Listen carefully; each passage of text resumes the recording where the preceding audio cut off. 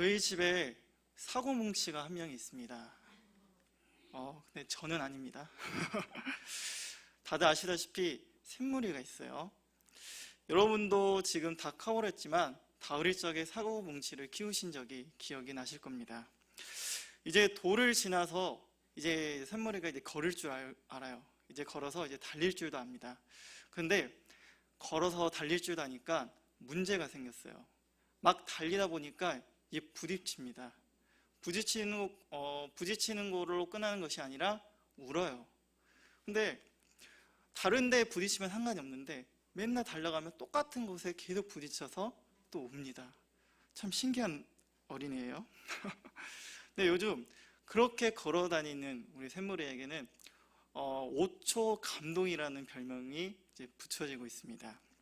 왜 5초 감동이냐면은 이제 새벽 기도회가 끝나면은 이제 보통 7시 10분에 제가 집에 돌아옵니다. 7시 10분에 집에 돌아오면은 거실에 불이 켜져 있어요.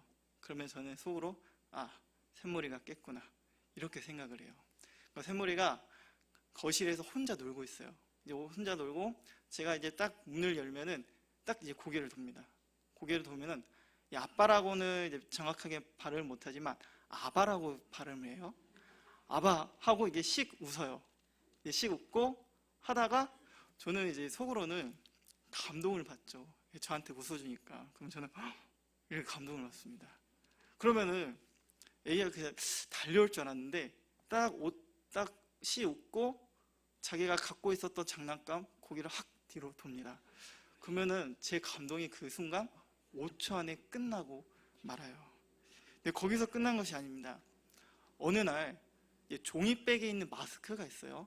근데 마스크를 이제 거실에다가 다 그냥 여기저기서 이제 난장판으로 만들었어요. 그 모습을 보죠. 그 모습을 보다가 이제 그 모습을 이 안방에서 봤는데 갑자기 샘물이가 다시 그 종이백을 들고 자신이 던진 그 마스크를 다시 종이백에다 넣어요. 그래서 저는 또 이렇게 입을 막으면서나 우리 애기가 이렇게 치울 줄도 아네? 이렇게 또 감동을 받아요. 근데 이제 애기가 마스크를 이제 다 종이백에 넣고 이제 그거를 들고 이제 저랑 아내가 있는 이제 안방에 들고 와요. 웃으면서 들고 와요. 그러면은 진짜 잘했다 이렇게 칭찬을 하려는 순간에 그 종이백에 있는 마스크를 다시 안방에다 다 던져버립니다. 그러면은 순간 제가 받았던 그 5초가 그 감동이 금방 끝나버려요. 제가 그 모습을 보면은 역시 얘는 아직도 얘구나 라고 이제 말을 합니다.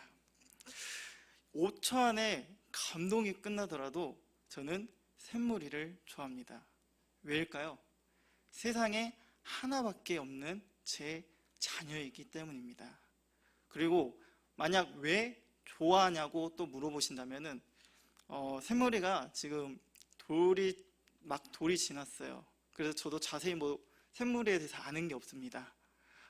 하루는 못하더라도 1시간 동안은 제가 샘물이를 좋아하는 이유에 대해서는 이야기는 할 수 있을 거예요. 네. 오늘 말씀 제목은 왜입니다. 왜는 우리 일상에 많이 쓰이는 단어입니다. 왜 했니? 왜 그랬어? 왜 그렇게 할 수밖에 없었어? 왜 사랑해? 이렇게 이야기할 정도로 우리 일상에 많이 사용되고 있는 단어예요. 하지만 여러분, 왜는 사실상 중요하지 않는 품사에 속해 있습니다.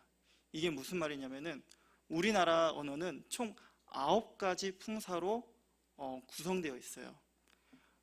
동사, 형용사, 명사, 대명사, 수사, 관형사, 부사, 감탄사, 조사 이렇게 9가지로 되어 있어요.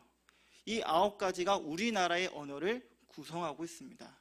근데 여기서 왜는 어디 품사에 속해 있냐면은 부사에 속해 있어요.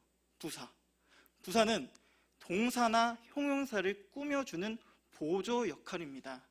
근데 이 부사는 써도 되고 안 써도 될 정도로 별로 중요하지 않는 품사예요.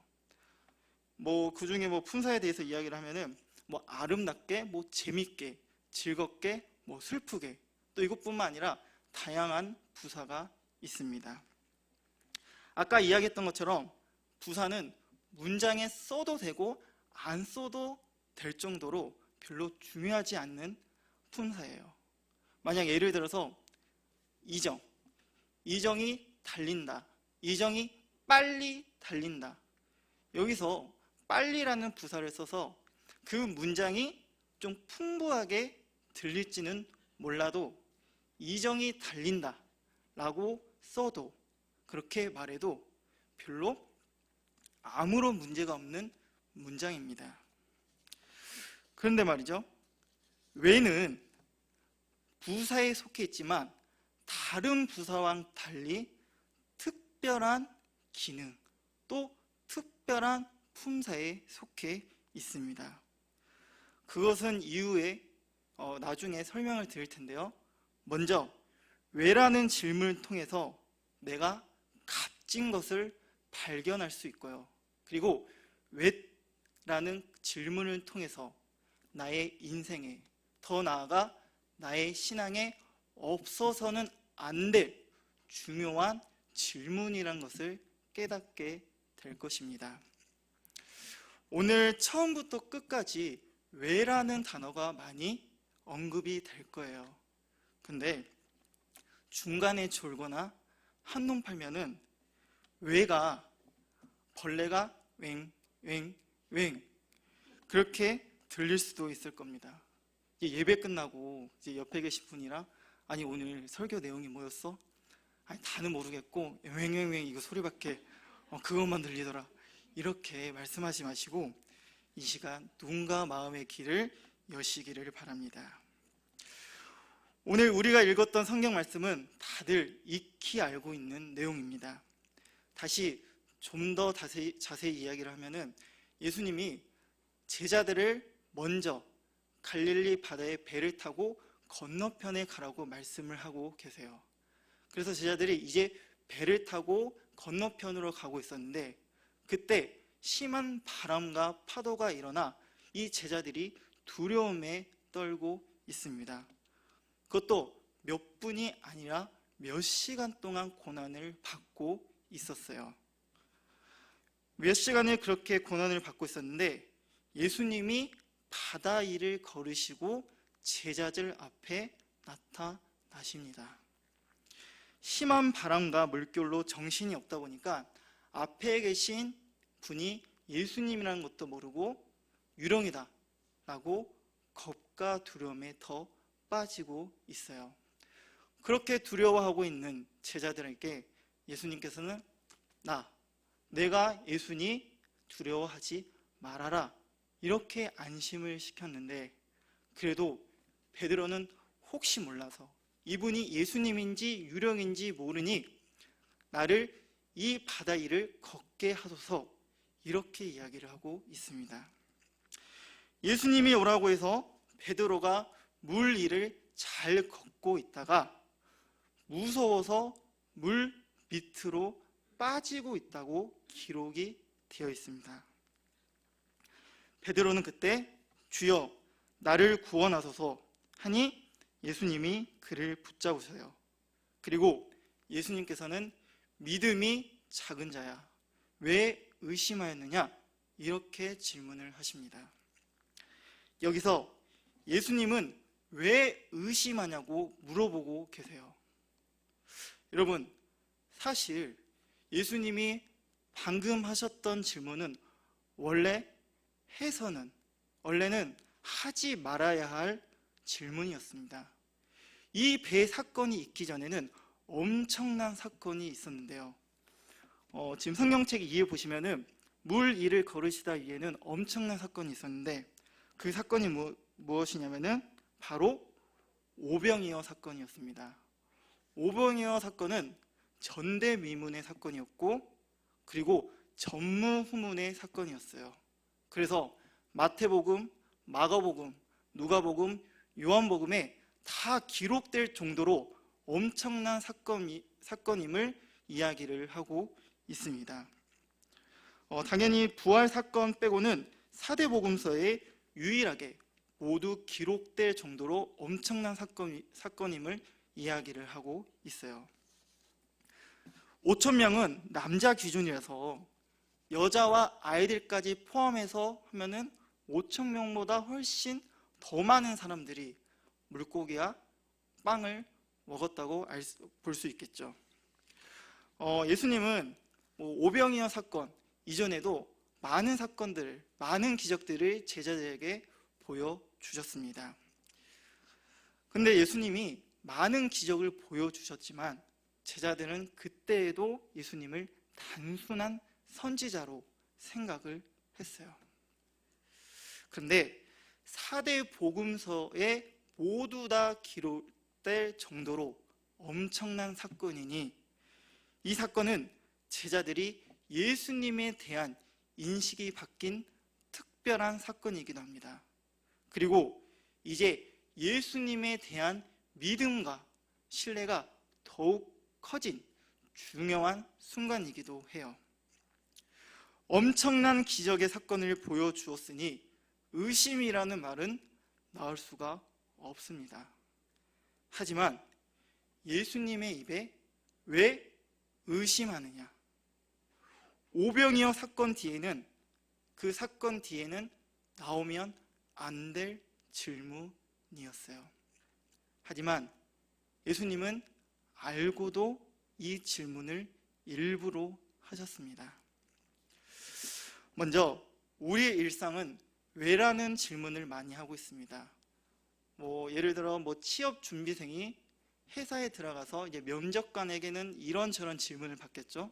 하지만 마지막에는 꼭 이런 질문을 받습니다. 왜 우리 회사에 들어오게 되었습니까? 왜 우리 회사를 지원하게 되었습니까? 이렇게 꼭 왜라고 질문을 하죠. 경찰서에서도 형사들이 범죄자를 취문할 때 꼭 이렇게 질문합니다. 형사가 범죄를 왜 저질렀어? 왜 피해자를 때렸어? 왜 그렇게 했어? 라고 꼭 왜라고 질문을 하죠. 왜라는 질문은 그리 길지 않습니다. 왜 회사에 입사했습니까? 왜 피해자를 때렸습니까? 지금 방금 말한 것처럼 왜라는 질문은 그렇게 긴 질문은 아닙니다. 짧은 질문에 속하죠. 하지만 우리가 왜라는 짧은 질문에 어떻게 대답을 하느냐에 따라서 회사에 들어갈 수도 있고 아니면 불합격 통지서를 받을 수가 있습니다. 그리고 범죄자가 형량을 많이 받거나 아니면 형량을 적게 받을 수도 있어요. 기자들이 기사를 쓸 때 꼭 지켜야 할 원칙이 있습니다. 그 원칙이 바로 육하 원칙이에요. 누가, 언제, 어디서, 무엇을, 어떻게, 왜.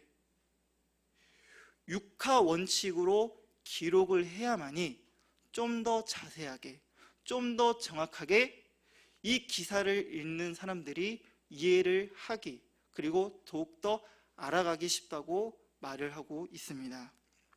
여기서 육하 원칙에도 왜, 이 왜가 들어갈 정도로 왜는 우리 인생에 이미 자리 잡고 있습니다.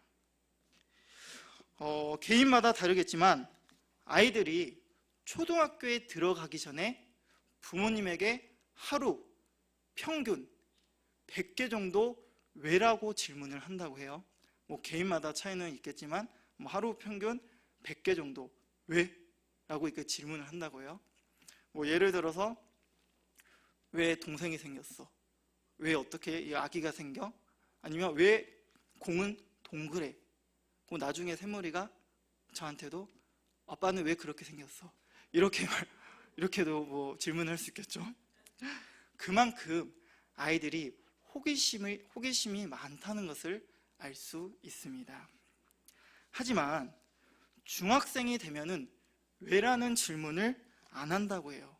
이제 중학생이 되면은 읽기랑 쓰기에만 초점이 맞춰진다고 합니다. 그러다 보니 왜라는 질문은 현저히 떨어진다고 해요. 그런데 왜라는 질문을 안 하면 문제가 생깁니다. 올바른 질문, 올바른 질문이라는 연구소가 미국의 국가 학업 성적표 자료를 바탕으로 연구를 했는데요. 왜라는 질문이 줄어들면은 수업하는 자세, 수업하는 태도가 똑같이 떨어진다고 발표를 했습니다. 이거는 비단 미국 교육, 미국 학생뿐만 아니라 우리나라의 현실, 또 우리나라의 교육의 문제이기도 합니다. 하지만 전문가는 왜라는 질문을 많이 해야 된다고 하고 있어요. 왜? 왜라는 질문을 통해서만 얻는 효과들이 있기 때문입니다. 어떤 효과들이 있냐면은 첫 번째, 왜라는 질문을 통해서 답을 얻을 수 있습니다. 우리가 답을 얻지 못하는 것, 그리고 해결하지 못하는 것은 모순적으로, 그리고 역설적으로 우리가 왜라는 질문을 하지 않기 때문이에요. 질문을 하지 않아서 당연히 답을 찾을 수 없고, 만약 질문과 답을 찾을 수 없으니까 늘어나는 것은 불평과 원망밖에 없습니다. 계속 왜라고 질문을 하지 않는다면 그 불평과 원망은 계속해서 끊임없는 악순환에 놓인다고 이야기를 하고 있어요. 답을 얻기 위해서는 왜라는 질문을 던져야 한다고 말을 하고 있습니다. 두 번째, 왜라는 질문을 통한 효과는 변화를 이끌어낼 수 있습니다. 왜라고 물어보는 것은 좀 더 자세하게, 좀 더 세밀하게 파고 들어가겠다는 뜻입니다. 아까 회사 면접, 형사의 치문에서도 왜라고 질문하는 것은 그 사람에 대해 좀 더 자세하게 알아가고 좀 더 세밀하게 파고 들어가겠다는 뜻이에요. 기자들이 육하 원칙에 왜를 꼭 써야 하는 것은 좀 더 세밀하게, 좀 더 자세하게 독자들이 이해할 수 있도록 그렇게 왜를 쓰고 있습니다. 이처럼 왜라는 질문을 통해 우리가 좀 더 자세하게, 좀 더 세밀하게 파고든다면 사물이라든지 아니면 다른 사람이라든지 아니면 내 자신을, 문제를 파악할 수 있습니다. 그 문제를 파악해서 해결함으로 내 자신이 좀 더 나은 변화를 이끌어낼 수 있다고 전문가들이 말하고 있어요. 다시 이야기하겠습니다. 왜라는 질문을 통해서만 얻는 효과는 첫 번째, 왜라는 질문을 통해 답을 얻을 수 있습니다. 두 번째, 왜라는 질문을 통해 변화를 이끌어낼 수 있습니다. 처음에 왜는 9가지 품사 중에 부사에 속한다고 이야기를 했어요. 그리고 부사는 써도 되고 안 써도 될 정도로 별로 중요하지 않는 품사인데, 그 중에서 왜라는 부사는 다른 부사와 달리 특별한 기능을 가지고 있다고 이야기를 했습니다. 방금 이야기한 것처럼 왜를 통해 답을 얻을 수 있고 변화를 이끌어낼 수 있습니다. 그렇다면 예수님이 왜 의심하느냐 이렇게 물어보신 이유를 그럼 아시겠습니까? 왜 의심하느냐, 그 질문에 담겨진 뜻이 무엇인지 이제 아시겠습니까? 왜 의심하느냐의 질문을 통해 제자들에게 단순히 면박을 주려는 것이 아니라 그 질문을 통해 제자들이 답을 알아가고 그리고 변화를 이끌어내기 위해서 예수님이 질문을 하셨다는 것을 알아야 합니다. 그럼 질문을 통해 무슨 답을 알 수 있을까요? 베드로의 모습을 통해 우리가 알 수 있듯이 베드로의 모습을 통해 인간은 언제나 연약한 존재이다 라는 답을 알아갈 수 있습니다. 아까 마태복음, 마가복음, 누가복음, 요한복음 이 4대 복음에 다 기록될 정도로 오병이어는 엄청난 사건이었어요. 이 엄청난 사건 앞에 예수님에 대한 인식도 제자들은 남달라졌을 겁니다. 그리고 예수님에 대한 믿음의 확신으로도 섰을 거예요. 하지만 베드로는 물속에 빠져들어갔다고 기록되고 있습니다. 근데 30절에 어떻게 기록되고 있을까요? 지금 30절을 보면은 지금 바람을 보고 무서워 빠져들어갔다고 기록하고 있습니다. 바람을 보고요. 아니, 만약 베드로 옆에 마귀나 사탄이 갑자기 나타나 그 모습에 무서워서 바다에 빠져들어갔다면 그나마 이해를 했을 텐데, 근데 아니었죠. 오병이어라는 큰 사건 앞에 바람은 그냥 단순한 문제에 불과합니다. 우리는 예수님이 앞에 계셔도 옆에 뒤에 계셔도 우리는 바람처럼 작은 문제에 흔들리고 작은 문제에 이리저리 낭망하고 자꾸 다른 것에 의지하고 금방 넘어지는 연약한 존재임을 알려주고 있습니다. 그래서 예수님이 왜 의심하느냐 앞에 믿음이 작은 자요. 인간이 연약한 존재임을 이미 일침을 가하고 있습니다. 그러면은 우리는 언제나 연약한 존재이다. 맞아요. 이것은 답입니다. 하지만 이렇게만 말한다면 절반에 불과한 답입니다. 예수님은 너희들은 연약한 존재이다 라고만 하면은 절반에 불과한 답이에요. 이 답은 여기서 끝난 것이 아닙니다. 31절을 한번 볼까요? 31절을 보면은 예수께서 손을 내밀어 베드로를 붙잡으셨는데, 근데 여기서 그냥 손을 내민 것이 아니라 뭐라고 지금 손을 내미셨죠? 맞습니다. 즉시 손을 내밀었다고 이야기를 하고 있어요. 이거는 정말 이상한 구절이 아닐 수 없습니다. 예수님은 오병이어 사건과 지금 물 위를 걷고 있는 능력의 주님이신데 거기서 빠져있는 베드로를 건지기 위해서는 그냥 말씀 한마디면 충분하셨을 거예요. 하지만 말씀이 아니라 즉시 베드로의 손을 잡았다고 기록하고 있습니다. 119 소방서에 구조 요청이 들어오겠죠. 만약 구조 요청이 들어오면 소방원들은 즉시 출발할 준비를 해야 합니다. 소방관들은 언제나 즉시 출발할 준비로 긴장한 상태로 있다고 해요. 모든 소방원들의 생각에 말이죠. 만약 1분이라도 즉시 출발하지 않는다면 무고한 생명을 잃는다는 것이 바로 모든 소방관들의 생각입니다. 하물며 예수님의 즉시는 어떻겠습니까?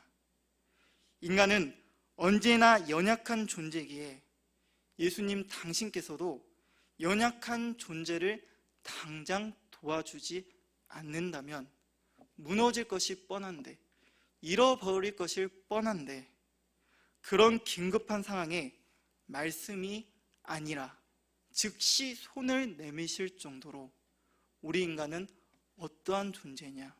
바로 특별한 존재, 특별한 사랑을 주는 그러한 존재라는 것도 예수님은 말씀하고 계십니다.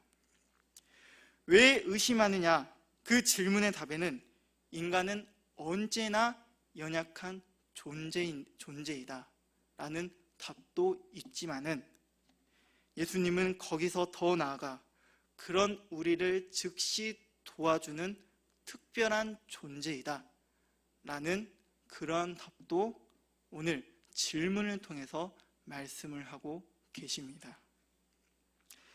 그러면 두 번째, 왜 의심하느냐?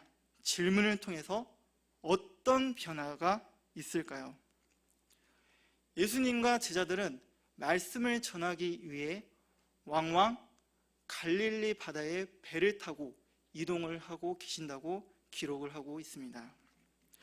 오늘 말씀에도 배를 타고 풍랑이 일어난 것은 사실상 처음이 있었던 사건은 아니었어요.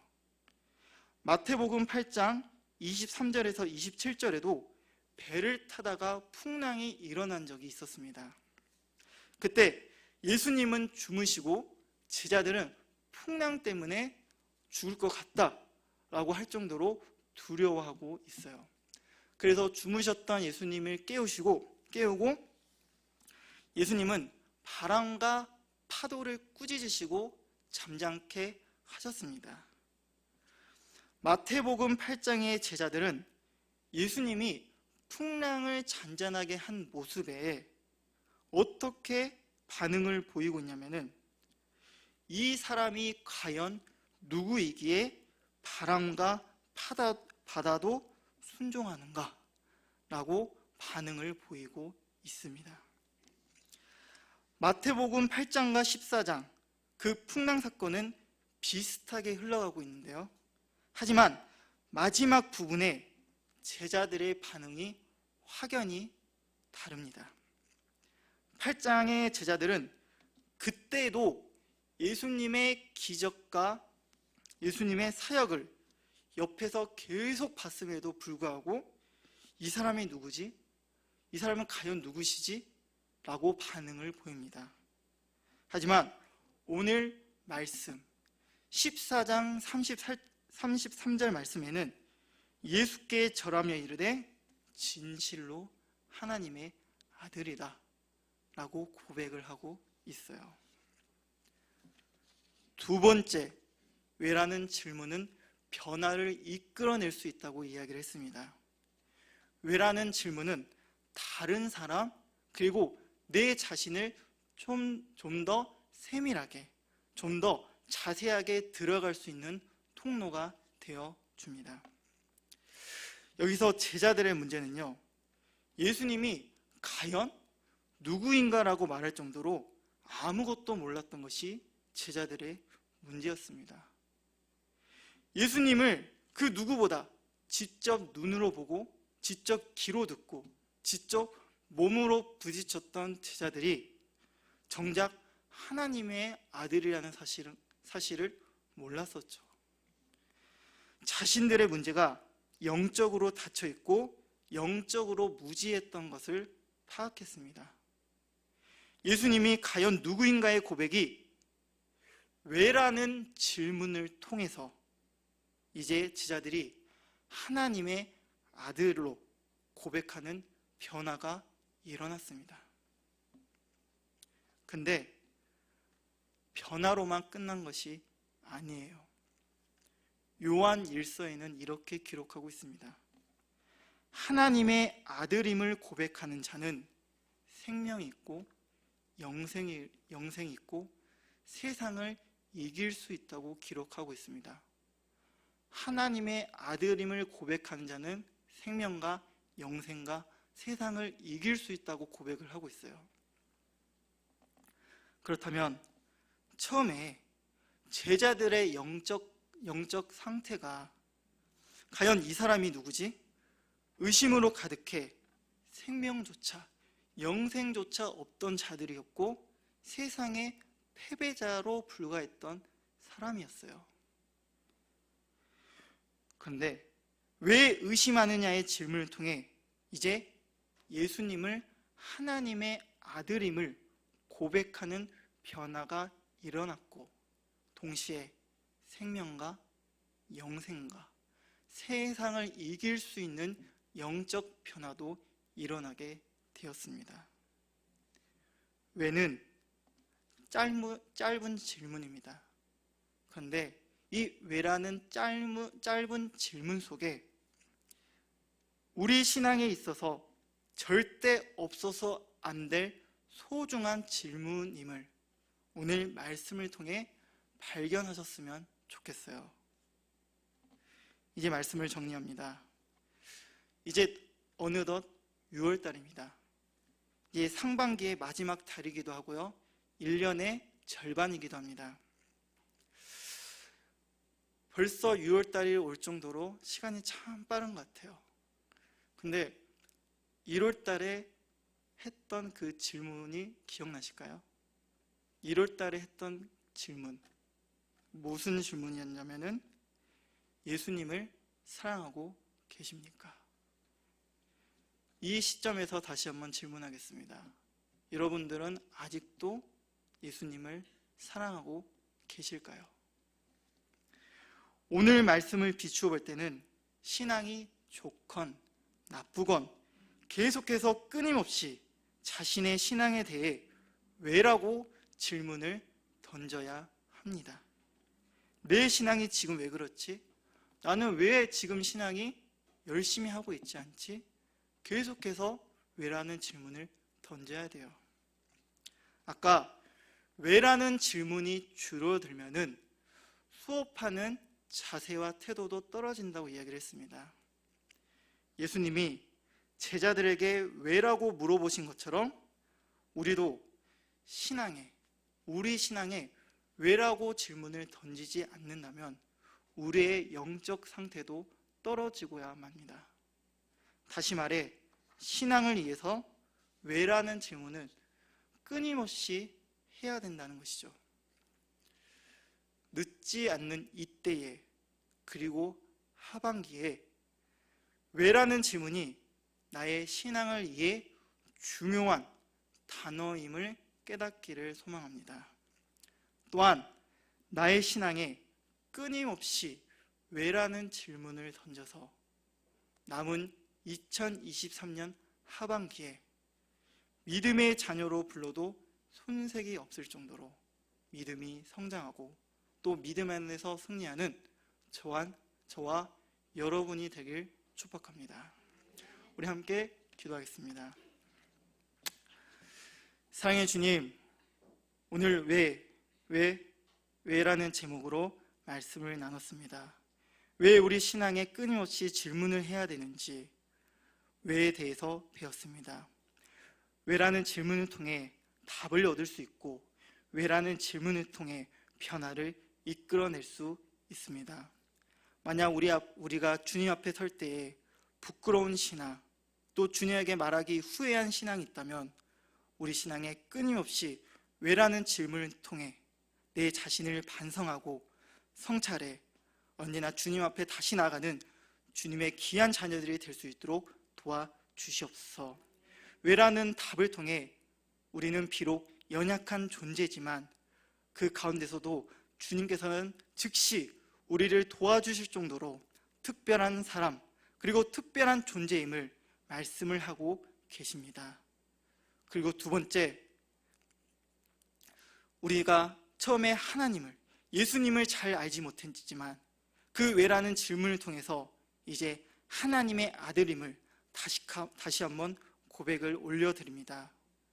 우리가 이 고백이 그냥 끝난 것이 아니라 요한 1서에서 기록하고 있을 정도로 생명이 있는 자, 영생이 있는 자, 그리고 세상을 이길 수 있는 자가 된다고 말씀을 하고 있습니다. 우리 스스로 그러한 귀한 선물을 포기하지 않게 하시고 언제나 왜라는 질문을 끊임없이 함으로써 우리의 신앙을 날이 갈수록 매일매일 변화를 이끌어가는 주의 귀한 자녀들이 될 수 있도록 이끄시고 인도하여 주시옵소서. 이제 2023년 하반기가 남아 있습니다.